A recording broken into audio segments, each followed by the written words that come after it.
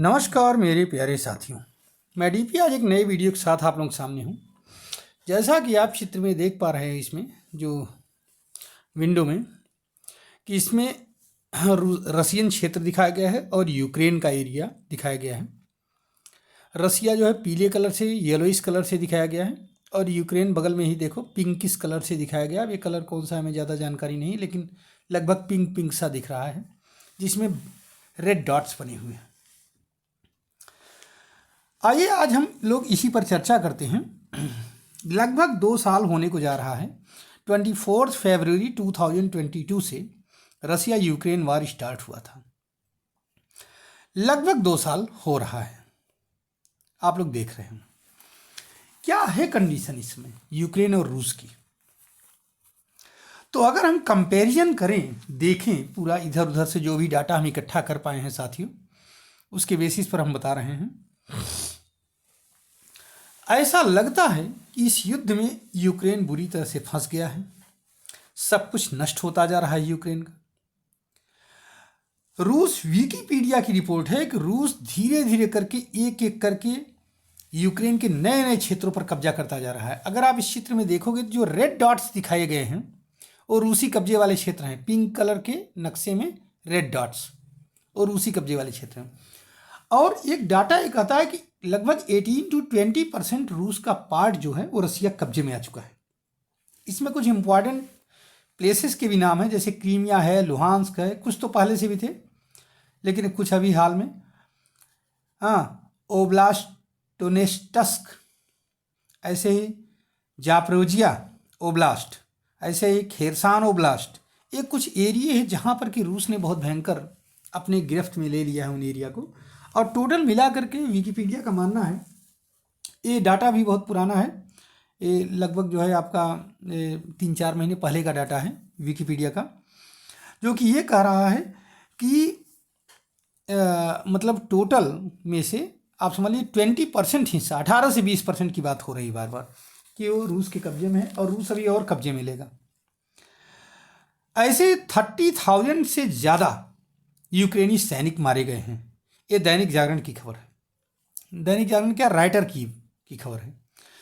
BBC के अनुसार अगर हम देखें तो बीबीसी ये कह रहा है कि रूस में, ये लेटेस्ट न्यूज़ है बीबीसी की, कि रूस में सैन्य साजो सामान की बहुत ही कमी हो गई है। बखमुत के इलाके में, अच्छा एक तो ठंड भी बढ़ गई है इस समय पूरे उस एरिया में, रूस और यूक्रेन के रीजन में। तो बखमुत के इलाके में एक सैनिक बता रहा है कि हम लोग जो है बहुत ही सावधानीपूर्वक गोला बारूद का इस्तेमाल कर रहे हैं क्योंकि है ही नहीं हमारे पास ज़्यादा।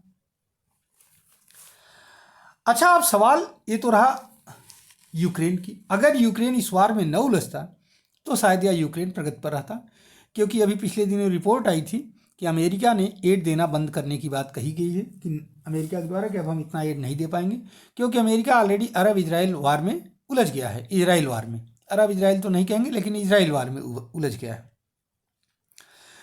दूसरी बात यह है कि यूक्रेन का रिकॉन्स्ट्रक्शन नहीं हो पा रहा है, ये आप जान लीजिए। अच्छा, ये तो रही थोड़ी बहुत स्थिति यूक्रेन की, ठीक है। रसिया की क्या स्थिति है इस पर भी जरा सा हम लोग विचार करें। तो अगर रसिया की स्थिति को हम देखें तो पहले, अभी आंकड़ों में भी हम लोग थोड़ा बात करेंगे, लेकिन थोड़ा जनरल पर्सपेक्ट में लें, सामान्य स्थिति में लें, तो लगभग ये समझ लीजिए कि जब यूक्रेन के पास तो यूएस एड लगभग ख़त्म ही हो गया है।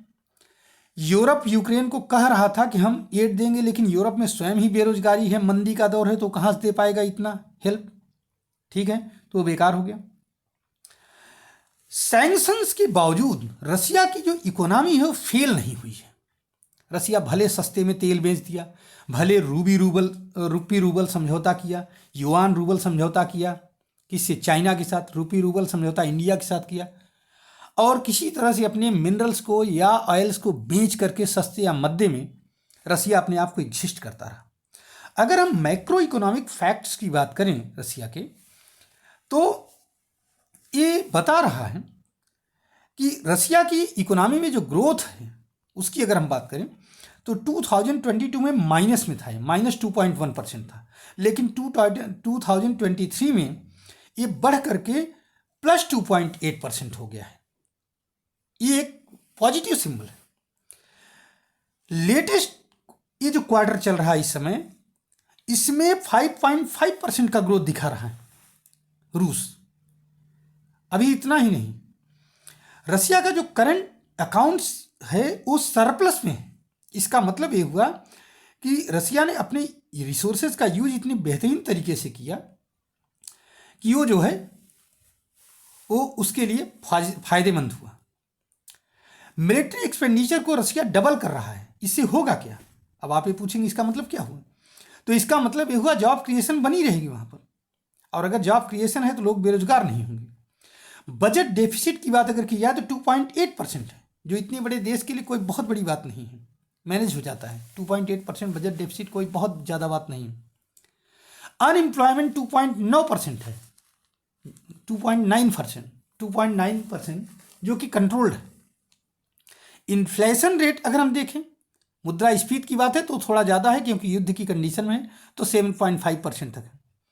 लेकिन इसका मतलब क्या हुआ? इसका मतलब ये हुआ कि रसिया में लोन लेना थोड़ा महंगा पड़ेगा, आयातित सामान थोड़े से महंगे पड़ेंगे, यही तो होगा, कॉस्टली हो जाएगा। ह्यूमन लॉस भी हुआ है, ठीक है। स्टॉक मार्केट की बात करें तो पिछले वर्ष की तुलना में 7% का ग्रोथ दिखा रहा है इस साल।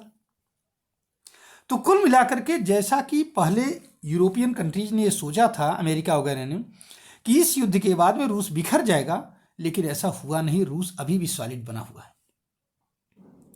इंपोर्ट्स पर कोई फर्क पड़ा नहीं, एक्सपोर्ट पर कोई फर्क नहीं पड़ा। इंडिया, चाइना, टर्की, लिथुआनिया, जो भी लैटविया, जो भी पूर्व सोवियत गणराज्य के पार्ट थे, उन लोगों ने रसिया की आवश्यकताओं की विधिवत पूर्ति की, ठीक है।